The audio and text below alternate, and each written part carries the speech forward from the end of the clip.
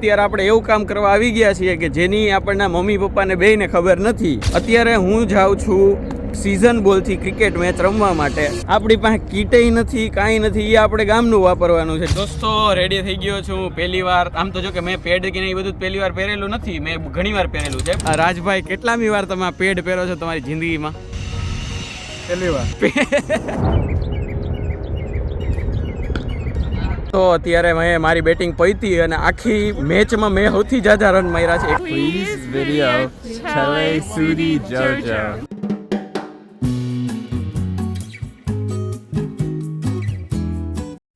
દોસ્તો કેમ છો? હું વેતારપરા સ્વાગત કરું છું બધાનું એક મસ્ત નવા વિડીયોમાં. બધાને જય શ્રી કૃષ્ણ. જેમ મેં ગઈકાલે કીધું હતું એમ અત્યારે આપણે એવું કામ કરવા આવી ગયા છીએ કે જેની આપણના મમ્મી પપ્પાને બેયને ખબર નથી. એટલું બધું કાંઈ મોટું કામ નથી કે આમ મોટું આમ ઓલું કાંડ કરી નાખીશ, પણ અત્યારે હું જાઉં છું સીઝન બોલથી ક્રિકેટ મેચ રમવા માટે. અત્યારે ડ્રેક્સેલ યુનિવર્સિટીનો આપણે પેન યુનિવર્સિટી એટલે કે આપણે જે યુનિવર્સિટી ઓફ પેન્સિલ્વેનિયા છે ને એની યારે ક્રિકેટનો મેચ છે 20 ઓવરનો આખો, અને એ છે સીઝન બોલથી.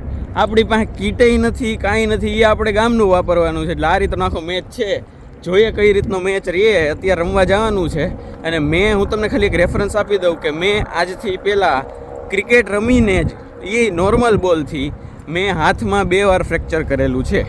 એટલે મને ડેડીએ ના પાડી હતી કે તું ભાઈ અહીંયા રમવા ન જાતો, કેમ કે અહીંનું જે આપણે મેડિકલ છે ને એટલું મોંઘું છે ને કે તને આમ કહેવાય ને કાંઈક તોડીને જ આવીશ અને તું એ છે ને બહુ ખર્ચો થાય. એટલે એ વસ્તુ છે. સ્ટીલ એને કીધા વગર હું જાઉં છું. જોઈએ, બધા આશા કરજો કે એવું કંઈ થાય નહીં. અને આપણી ભેગા છે મિસ્ટર રાજ. શું ચાલે ભાઈ? છે આને તમે લગભગ 5 કે 5.5 મહિના પહેલાંના એક વિડીયોમાં જોયો હોય છે, પછી સીધો આજે. અને એ કે તમે નથી જોતા, હું એને પહેલી વાર આજે જ જોઉં. પછી એમ એ ખબર નહીં એને કાં હોવું હોય અને કાં સિરીઝ જોવી. આ બે સિવાય ફોન જ નથી ઉપાડતો. રોજ આખી ફોનની રિંગ પતી જાય ને પછી છેલ્લી ઓલી ટ્યુન વાગે કે હા હું રાજ ભુવા છું, હું તમારો ફોન ઉપાડી ન હોય ગો, તમારે જે કામ હોય એ નીચે લખી નાખજો, હું તમને હામો ફોન કરીશ. પણ એવી રાખી છે કે વધારે અને પાછો ફોન કોઈ દી આવ્યો જ નથી હજી સુધી એમ. એટલે જો આ રીતના આખું ગ્રાઉન્ડ છે, બરોબર છે. અત્યારે બધા છે ફૂટબોલ રમી અને પેલી વોર્મઅપ પ્રેક્ટિસ ને એ બધું આખું જે કરવાનું એ કરે છે. જોઈએ કેવું રીએ જાય. હું કે રાજભાઈ કેવું ફાવે છે ક્રિકેટ તમને? પણ આ સીઝન બોલ જોજી. એટલે જોઈએ એમાંય પાછું હું તમને ખાલી એટલો રેફરન્સ આપી દઉં એની ઉપર. ફાટે તો છે.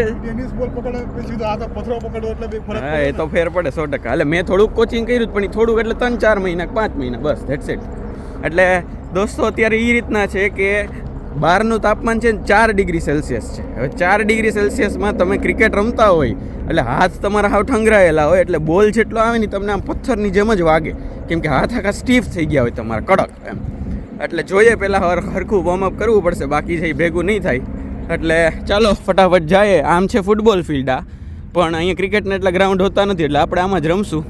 ચાલો જેવું રીએ હું તમને કહું અને આશા કરજો, અને વચ્ચે જો હું તમને બતાવી શકું તો કંઈક બતાવીશ.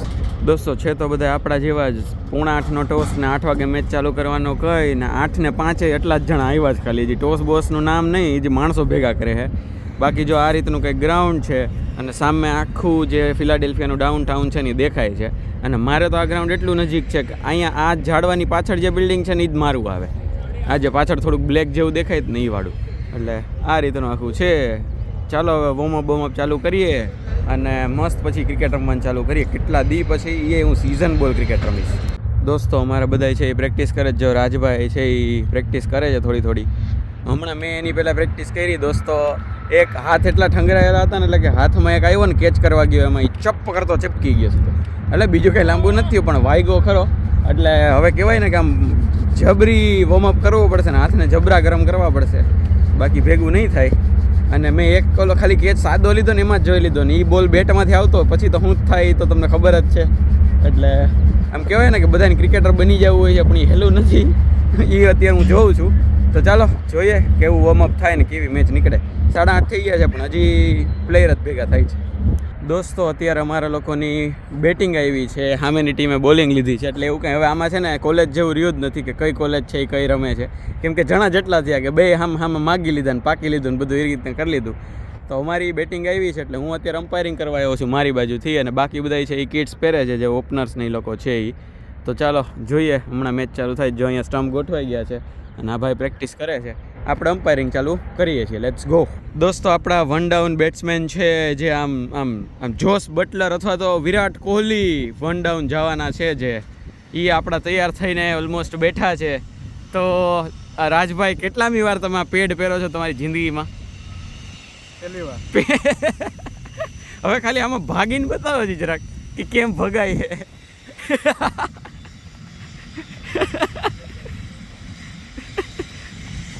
તો કેવી ફિલિંગ છે તમને વન ડાઉન જવાનું છે એ બાબતની? એ બારું રે નહીં, એને એમ દબાઈ દેવાનું એમ વાળીને. પણ એ નહીં, એ કહો ને તમે કે કઈ રીતના કેવી ફિલિંગ છે તમારી, તો કયો, હું તને શીખડાવું હમણાં. મજા આવે છે. મજા શું લાગે છે એમ નહીં, શું લાગે તમે 50 રન મિનિમમ કરશો આજે? 5 મેક્સિમમ. મેં કીધું 50 મિનિમમ, તો કે 5 મેક્સિમમ ઈ કે એમ. અને દોસ્તો 15 ઓવરનો મેચ છે 20માંથી, કેમ કે થોડુંક મોડું થઈ ગયું ચાલુ કરવામાં, એટલે તો બસ જો સામેની ટીમ છે એ તૈયાર છે, અમારા 2 બેટ્સમેન તૈયાર છે, આપણે વન ડાઉન તૈયાર છે. જોઈએ ચાલો કેવું રહીએ. તો રેડી થઈ ગયો છું પહેલી વાર. આમ તો જો કે મેં પેડ કે એ બધું પહેલી વાર પહેરેલું નથી, મેં ઘણી વાર પહેરેલું છે, પણ હું ક્યારે પહેરીને રમેલો નથી, બરાબર. તો જો ગ્લવ્સ ને એ બધું, આ બધું માયગા મણકા છે જે બધાય છે એ, એટલે થાઈ પેડ, આપણે લેગ પેડ, ગ્લવ્સ, અને બસ હવે હેલ્મેટ પહેરશું અને મસ્ત રમવા જાશું. ચાલો ડન છે. અને હમણાં મારો વારો આવશે. 2 વિકેટ અત્યારે આપણી પડી છે અને ઘણું સારું રમ્યા, 60 રન ઉપર થઈ ગયા 5 ઓવરમાં, એટલે મજા આવશે. હાલો જોઈએ કેવું રહીએ.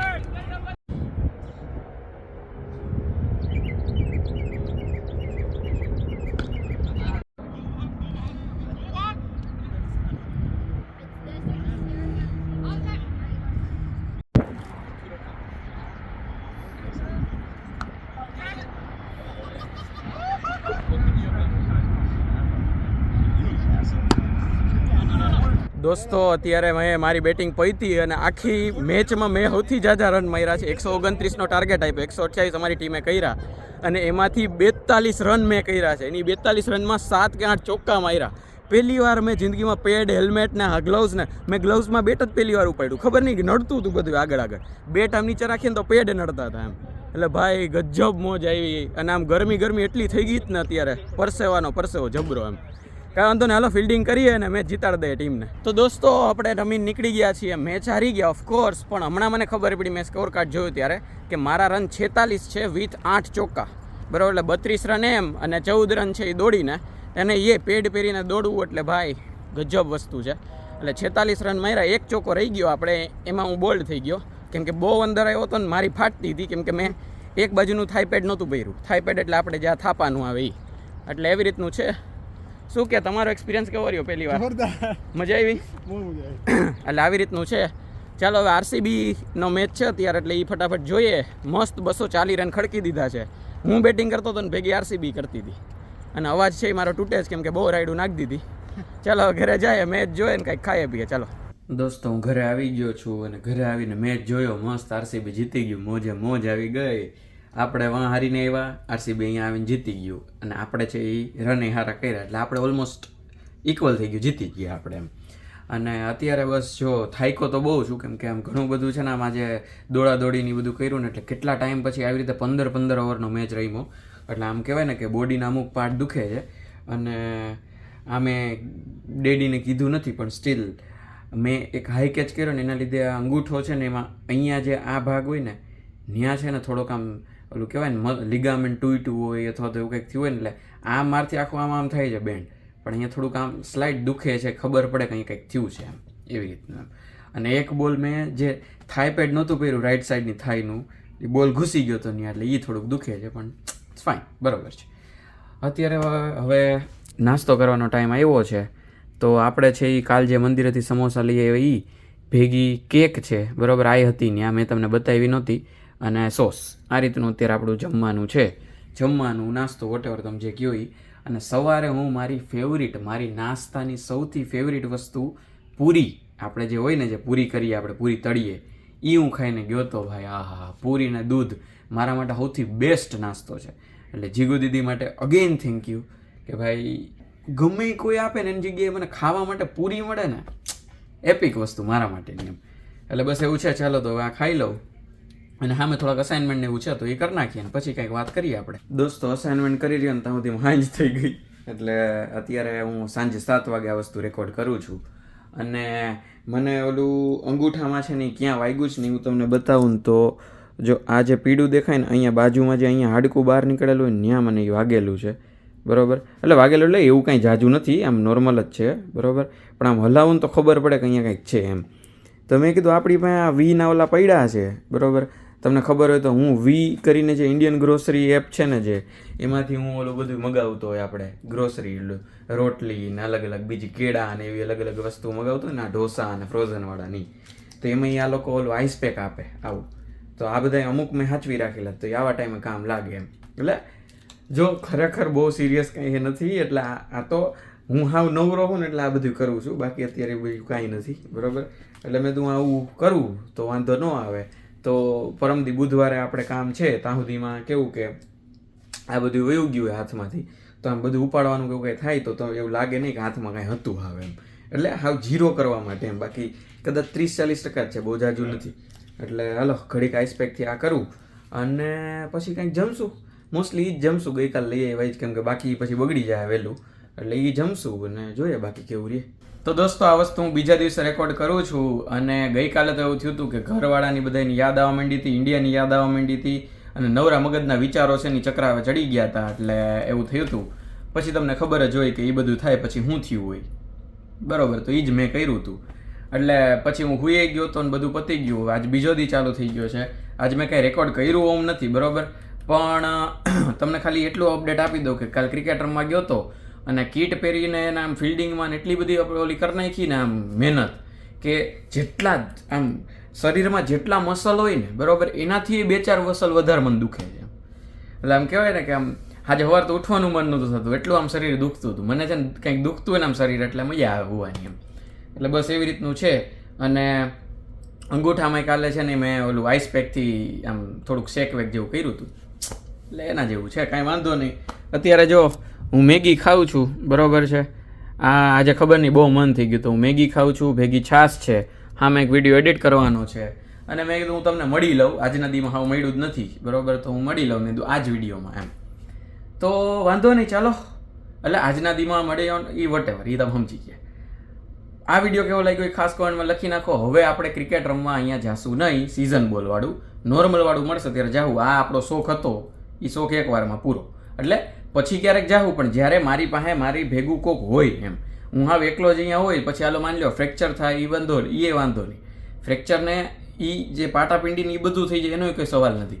પણ એ ટાઈમે બધું કામ કરવાવાળું અત્યારે કોઈ જ નથી એમ.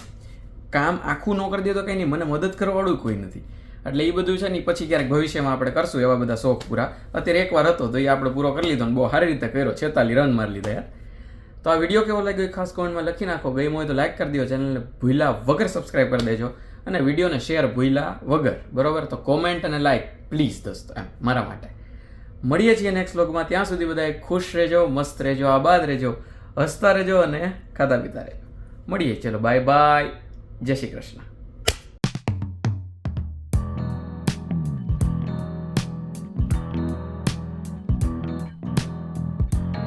તારી ઓલે આવશે ઓલી હાથ કર્યો ચાલુ. દોસ્તો સીધો બીજા દિવસે રેકોર્ડ કરું છું. ગઈકાલે તો પછી એવું થયું કે આમ થોડુંક ઘરની યાદ આવવા માંડી હતી, થોડાક બીજા બધા સવાલો ઝાઝા બધા ઉઠવા માંડ્યા હતા મગજમાં. આમ કહેવાય ને નવરા મગજના બધાય આમ નવરા માણસોના બધાય મગજના. હું બોલું હું યાર, હું હાલે આ